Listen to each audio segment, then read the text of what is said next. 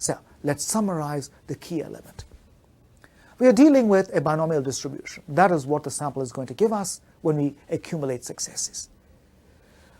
We are interested in the probability of a bad event happening. We are trying to characterize what fraction of samples are bad on average.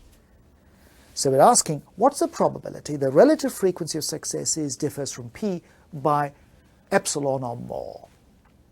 And Chebyshev tells us that for any choice of p and any choice of epsilon, this bad probability is bounded by the reciprocal of 4n epsilon squared. We could hardly ask for a simpler, cleaner resolution of what appeared to be a completely intractable problem. And within this already, we have at the heart of this already a resolution of our basic problem, that of quantifying the efficacy of poles. But before we do that, before we jump ahead, already the bound on the right-hand side is going to be useful. Clearly, you see, a bound would not be useful if I had a bound for a probability which was 1. How is that helpful? Every probability is less than 1. Such a bound, an upper bound, will only be useful if it is small, because then that tells us the probability is forced to be small. It's sandwiched between 0 in the lower bound and whatever the upper bound is. And if the upper bound is small, then the probability is forced to be tiny. Okay, so this is the key. But if epsilon is small, then we see an epsilon squared in the denominator. Right? So if we want a small error tolerance, well, 1 over epsilon squared is going to be a big number. No matter. However small epsilon is, fix it. That is your desired error tolerance. Say 1%. Say half of 1%. It does not matter. Fix your epsilon. The moment you fix it, now choose a sample size big enough. As n becomes bigger and bigger and bigger and bigger, eventually the quantity on the right becomes as small as you desire. This is a codification of what is now called the law of large numbers. This is the fundamental, original limit law in probability, the law which puts our intuition on a firm theoretical basis. This is why poles work.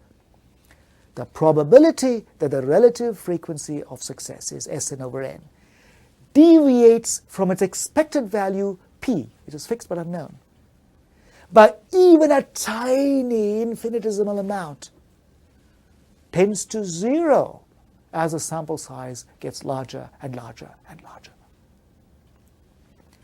Now, as I told you, this is going to actually give us a quantified prescription. So Chebyshev's inequality does a little bit more. It fleshes out the rate at which these probabilities become small, and that's going to give us a number. But before I jump there, I should tell you a little bit about the value of such a bounding process. You see, the value of Chebyshev's inequality is not that it is precise. No, it is not. Okay. You can get much better, tighter results which are closer to the desired probability. The value lies in its extreme simplicity. Few results in mathematics or in the human experience have stayed so relevant for so long. This inequality has legs. It has endured.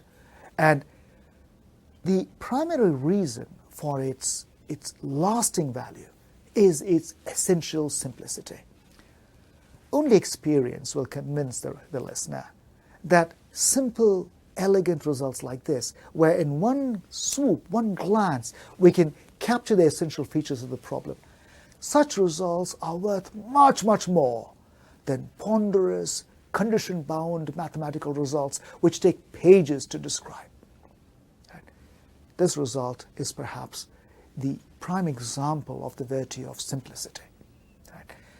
The key idea of Chebyshev was in his recognition of the importance of a square. And out of that, almost magically, comes this beautiful and elegant result.